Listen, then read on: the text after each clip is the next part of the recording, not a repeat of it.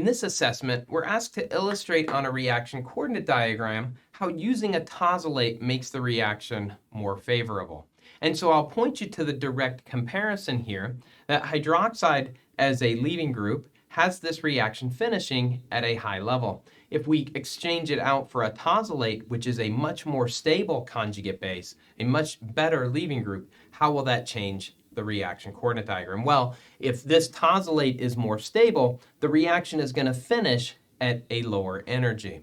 And so we can assume that the starting material is going to start in about the same place. That may not be exactly true. It might be slightly higher or lower, but the big difference is going to be where it finishes. So it will go up and finish significantly lower.